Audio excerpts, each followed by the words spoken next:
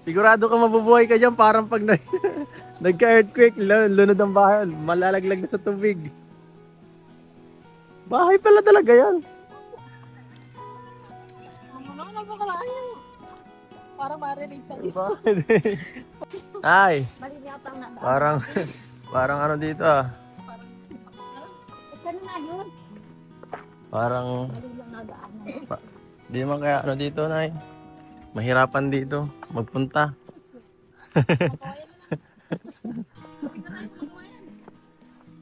Mukhang safe dito na ya, safe na safe. Sobrang hindi na ako dapat yung nakabrip. Diba yung nakita ko kanina eh. Iba yun.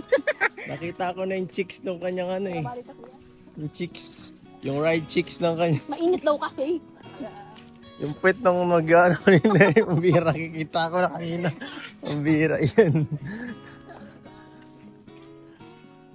Sobrang init, di na nag-short ang tao dito. Bira yung tao. Buhay nga naman oh. Hindi kasi mama malapit. Yan po, naligaw na tayo. Grabe ang ikot natin ah. Tama ba? Baka pag uwi ako dito sa bayan, makahanap na pala pa ako. Baka di na natin mahanap yung lupa mo dito na eh. Pag napatayo na natin dito, di mo na mahanap yung lupa mo. Ayun na po kinagaan. Ay, nalang na suksuk. Sabi ni mama, kabulad lang mula sa bahay hanggang labasan. Dito. Nagpas. Dito. Oh? Dito ka, dito. Dito. Kapag hindi dito, bakante din daw ito. Alin po? Ito. Saka. Dito sa ano. Dito. Mas okay kung ito oh. Ito okay to oh. Kasi para may may-ari. Kung si ate ano, kasama natin yung naghahawak nito. Alam niya kung saan ang mga wala pang Ah. kung sa may tapat magkakaingat ng tindahan namin. Mm-mm. So ayan po, inano natin. Susunod, mabisita tayo kay Ate Ana. Ito po, ganito po ang klase ng papagawa natin bahay kay Nanay. Nay, ganito rin pong bahay natin papagawa. Parang dati lang yan. Parang dati lang. Nadaanan ay ganito din. Hindi man kayo delikado. Ay pag ako di mo delikado. Ano sa tingin mo? Yung lupang nahanap ni nanay mo, okay lang, hindi. Pwede naman maghanap ka pa kung ano, kung di mo magustuhan o ano. Hindi pa naman tayo final eh. Ano, so anong plano? Anong meeting muna, meeting. Anong decision? O ano, pwede kayong kung hindi nyo nagustuhan or ni early, pwede nyo pang baguhin pa naman, di pa naman final o ano. So anong mas trip nyo doon na ano, yung sa pangalawa o yung una? Ito? Mas mas medyo malapit kasi sa kalsada ano. Saka sa barangay, yun ang medyo dito. Hindi masyadong kulog ay siksik ba? So, saka pagdating ng panahon, magiging marami na rin tao dito eh. Kaya medyo mas magiging maganda dito magtayo. So, ayan, tatanungin natin si kung ma-agree sila, sila Ma'am Rexy at si Kuya Lito po sa Kaso po dito sa pangalawang lote is 100 fix po ba na 100? Kaya pa natin tawaran. Kaya pa natin tawaran yan. 100. At ayan, salamat po Yan, sa lahat ng mga sponsor natin na patuloy na tumutulong sa ating mga mission dito at sa ating sa ating channel. Thank you so much po. Hindi nyo kami iniiwan dito ng mga tinutulungan ko. So, message nyo po na early bago tayo magpaalam sa kana Kuya Lito, Kuya Pexi at siyempre sa mga ibang tumutulong sa inyo, pamilya. At thank you po ulit. Thank you na lang ulit ako. Thank you po ulit dahil nagbukas po baga kayo ng offer na ng tulong po ba? Tulong po sa amin na magkakaroon na po kami ng sariling lupa. Tapos soon bahay po. Na kumbaga nandun na po yung kapanatagan ng loob namin na kahit parang hindi po baga papalisin biglaan or magkakaroon po kami ng safety place na hindi po kami mababahala kung sakaling mayroong bagyo, may mga may kalamidad na mangyayari. And yun po, siguro mas magiging okay po pagka thank you po. Nay, Haggard. ano pong masasabi niyo po, Nay? Kasi grabe, may gusto magbibigay na sa inyo talaga. Ano? Salamat naman po sa matulong sa amin sa bahay at sa lupa at kami makakaayos na ng tirahan. Lupa pa lang po, Nay. Wala pa siguradong bahay. At least may lupain ka na. At least may lupa. Lupa. Kala Sir Lito, Oo. the Mercy. Yan. Tapos sa iba pong tutulong. Oo, sa iba pa. Marami yata silang Shout out po sa magtutulong-tulong inyo ay lahat. pa. Thank you Salamat po. po. Oo. Ayan. Thank you po, Medford, naman. Oo. Ayan, salamat po mga kalingap. At syempre kala Kuya Lito at kay Sir kala Kuya Lito at kay Ma'am Rexy po na nag-offer na sila daw po mabili nung sa lupa. Pinagplanuhan nila. Thank you so much po sa inyo. At pumayag naman po sila sa sila Kuya na tulungan si Early kasi matagal ko na na-refer, sabi niya tutulungan daw ako sa pagpapabahay or so sabi ko anuhin muna ang lupa muna kasi mas maganda kung sigurado sa lupa kasi mahirap yung iba ko kasi yung pabahay walang mga siguradong lupa. Mahirap yung gano'n na usap barangay lang, baka susunod mapalaya sila. So at least isa ito sa magiging pinakaunang project talaga natin dito na masasabi natin na ay pabahay na talaga ito ng kalingap at makaka-proud pa. Yan. So ayan, thank you so much po sa panonood mga kalingap. Please like, share, and subscribe. Kung nagustuhan nyo itong video na to, hanggang susunod na lang po ang paglingap. Paalam. Ay,